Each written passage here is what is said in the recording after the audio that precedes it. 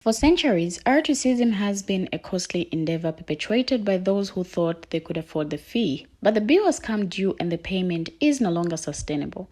Now in this powerful video, my fellow Black brothers and sisters share their insights on healing from the legacy of slavery and racism.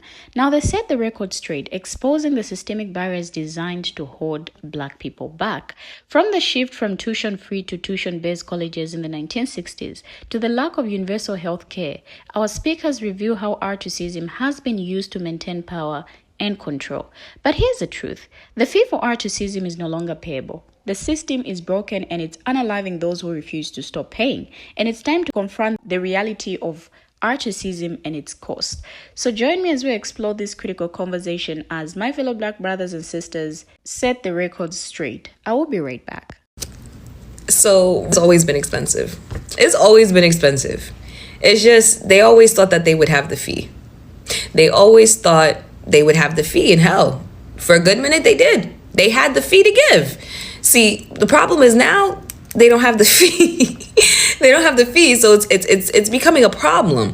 And rather than stop trying to pay the fee, y'all will literally yourselves. And the reputation of this country, of this nation, trying to pay a fee that y'all should have been stopped paying, okay? Y'all should have been stopped paying. When colleges went from being tuition free to tuition based in 1960s, in the 1960s, that was all because y'all couldn't stop us from getting educated anymore. So you wanted to put a roadblock in there. You wanted to make it harder for us. We didn't have the capital like you guys did. So you added tuition. The reason why America doesn't have universal health care is because that means everybody would have access to it, that including people like me and you. And they don't want that. They thought that they would always have surgery money. They thought that they was always going to have outpatient care money. You understand? Private doctor money. Hell, I'm not going to an office. I can always have them come to me. That's what they thought they was always going to have. And as they started to see that they were losing leverage, rather than stop paying the fee for, they said, take my arm, take my leg, take my organs, to the point where you guys are where you are today. Still trying to pay a fee. Going out of your way to pay a fee. That literally is you. It's you. And then now that you're starting to realize that y'all really around a little bit too much, you want my pretty black get up out of my seat to come and fight for you? Oh, you're stupid. Oh, you're beyond stupid. You're beyond my pretty self. You see me? Y'all see my brothers and sisters? They fine too. We supposed to get up out of our seats? Up out of our beds? And I heard a white woman literally said, Black people, stay where you are. I would never take no advice from white people unless it was on how to be selfish, because that's the only thing that I think that they can give. However, this white lady said, do not get up out of your seats. You want to know why? They want us to get out and be in the streets so that now they can plot us. Us doing exactly what we're doing. Like, this is why they so hot. This is why they 50 degrees. Like, they hot because they wanted us to come out there so that we could sit in ducks. Especially considering they done seen how expensive it is now. But it's always been like that. Y'all just didn't care because y'all had the fee. This person asked me, why is it okay for everybody else to be African Americans, but not okay for an African American? What's your point? First off, I'm not going to discuss why it's bad for people to be African Americans, because we already know this. Objectively bad, like I've said before, is one of, if not the most shunned ideologies in today's society. You'll never see me making random videos about how unaliving somebody in broad daylight is bad, because we already know this. What more is there to say? What I won't stand for is people, no matter the race, thinking that they can't do the history that they never experienced or their skin color. That thought process seems to be pretty widely accepted these days. Everybody wants to turn a blind eye. And because of those blind eyes, I'm going to talk about it. If you didn't know, capitalism is because in capitalism, somebody has to lose. Somebody has to be on the bottom. There's no escaping it. It is a form of slavery. It's interwoven so tightly with them that you really can't tell them apart. But see, the thing with capitalism is it ensures that the person that loses, that's on the bottom, is us. So they've created multiple systems to ensure that we are disadvantaged. And of course, we have to take accountability because we chose to participate. Civil rights movement. But outside of that, we've chosen to participate.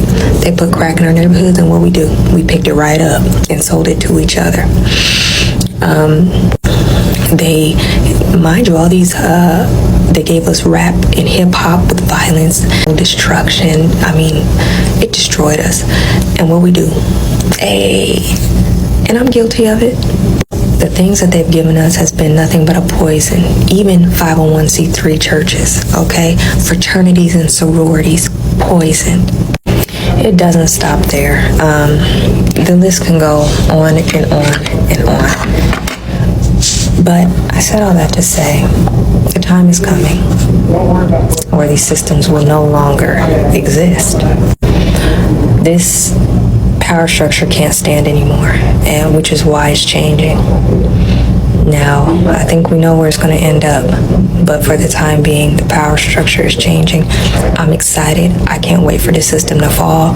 It's wicked, it's evil, it's demonic. And my soul, my spirit is ready for something different, for something new. We are not supposed to spend our lives doing this. Get ready, get ready, get ready. I feel like black people is getting healed from because we ain't responsive. They don't know how to gauge us no more. They want us to be upset about it, want us to be emotionally affected by it. Black people got the most I don't care spirit ever at this point. I'm serious. The way we've been unbothered is just, it needs to be studied. At this point, a majority of us don't care if you appoint Lucifer himself to some cabinet choice of Donald Trump's. And then they come online talking about they getting rid of the Black Lives Matter thing that they painted on the ground in Washington, and they thought we were gonna be razzle-dazzled about it. Bro, we don't care. Half of us didn't even remember that it was there. We don't care about it. It's not reparations. Let me tell you what black people care about: money and reparations. You make sure some of them laws actually work, then you might get us back. But until these laws work, and until we see a national apology, man, black people ain't paying you no attention. As a matter of fact, black people smart in this generation. We smart because we're not about to go out there marching and protesting with other people deciding in Washington, because we don't want misdemeanors and felonies on our name to stop us from getting passports. Because we need them passports. All right? Nothing pisses me off more than seeing a white person get online talking about, just imagine if it was an all-white Super Bowl, how outraged it would be. Not imagine. We seen it already. We seen it plenty of times. TV shows, movies, concerts. Nigga, we seen it. Why does everything have to be about race? We're never gonna move. This whole country was built on race. Off the backs of black people as slaves. Y'all used to eat us. Y'all ate us.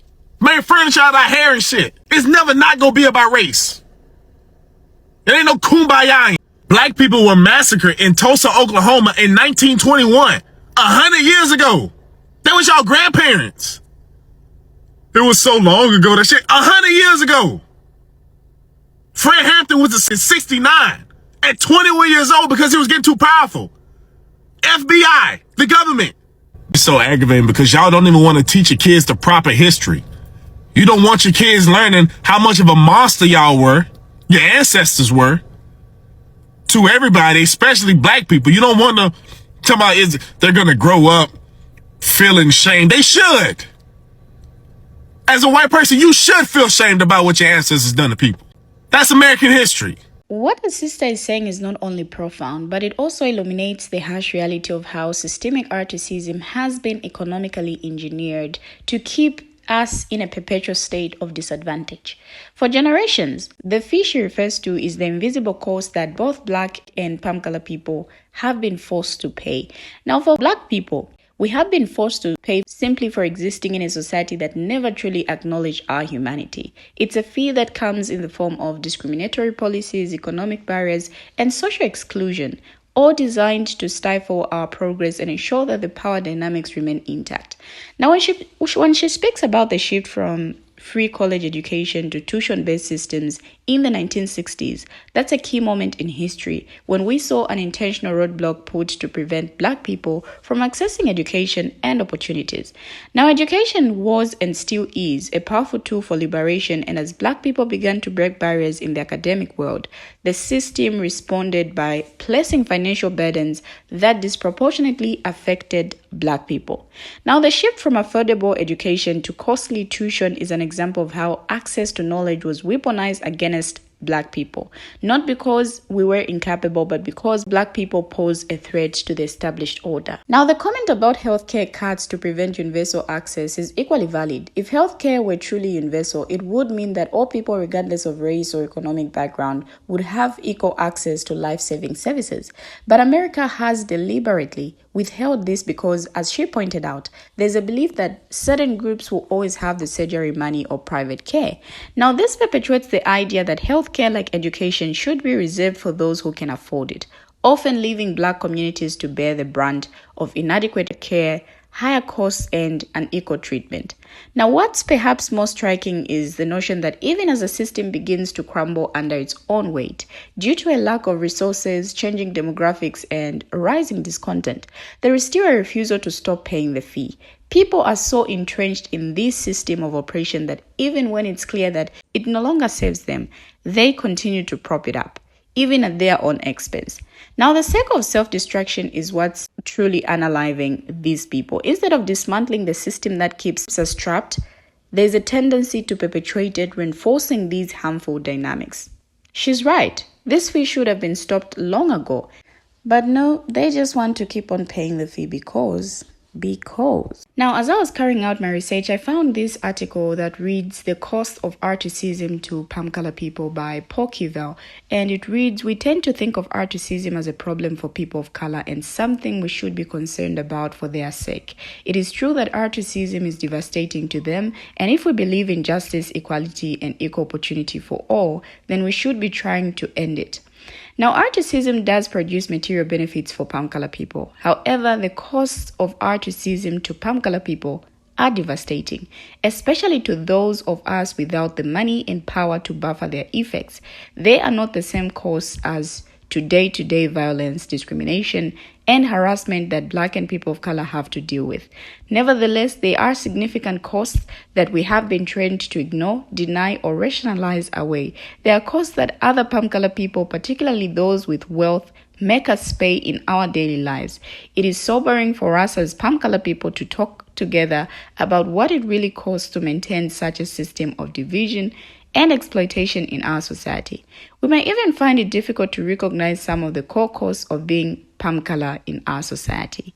For example, one of the costs of assimilating into palm color mainstream culture is that we are asked to leave behind the languages, foods, music, games, rituals, and expressions that our parents and or grandparents used. Now we lose our own palm color culture and histories. Sometimes this loss leads us to romanticize the richness of other cultures. We have been given a distorted and inaccurate picture of history and politics because the truth about racism has been excluded, the contributions of Black and people of color left out, and the role of palm color people cleaned up and modified. We also lose the presence and contributions of Black and people of color to our neighborhoods, schools, and relationships. We are given a false sense of superiority, a belief that we should be in control and in authority, and that people of color should be maids, servants, and gardeners and do the less valued work of our society. Our experiences are distorted, limited, and less rich the more they are exclusively or predominantly palm color. Now, he says there are many ways that articism affects their interpersonal relationships. They may have lost relationships with friends, family members, and co-workers to disagreements, fights, and tension over articism. And at the same time, they may have lost relationships with Black and people of color because the tensions of articism make those relationships difficult to sustain. Articism distorts their sense of danger and safety. They are taught to live in fear of Black and people of color. They are exploited economically by the upper class and unable to fight or even see the exploitation because they are taught to scapegoat Black and people of color. Now, on a more personal level, many of them are brutalized by family violence and as assault, unable to resist it effectively because they have been taught that Black and people of color are the real danger, never the palm color men they live with. There are also spiritual costs. Many of them have lost a connection to their spiritual traditions and consequently have come to romanticize those of other cultures such as Buddhism or Native American beliefs. Now, he continues and says there are feelings of guilt, shame, embarrassment, or inadequacy about articism and about their responses to it lower their self-esteem because articism makes a mockery of our ideals of democracy, justice, and equality, and it leads us to a cynical and pessimistic about human integrity and about the future, producing apathy, blame, despair, self-destructive behavior, and acts of violence, especially among young people. Now, you would wonder, despite the overwhelming economic and social costs, many palm color people continue to perpetuate and uphold artistic systems. The fee they pay to maintain their power and privilege is staggering. From the perpetuation of disparities in education and healthcare to the perpetuation of systemic inequality. But for them, the price is worth it. The allure of power and control is too great to resist, even when it comes at the expense of their own humanity. They are willing to pay the fee no matter how high to maintain their grip on society. Now, the problem is they fail to realize that this system is no longer sustainable. It's an unalive system propped up by artificial means, and it's only a matter of time before it collapses entirely. The cost of articism is not only moral and ethical, but also economic and social. It's a drag on our collective progress, a weight that holds us back from reaching our true potential. And yet, despite all this, many palm color people continue to cling to their power and privilege, even as the system crumbles around them. We have finally come to the end of the video, but what do our viewers have to say? Share your thoughts as well in the comment section. Thank you for watching and see you in our next video as we bring you another video.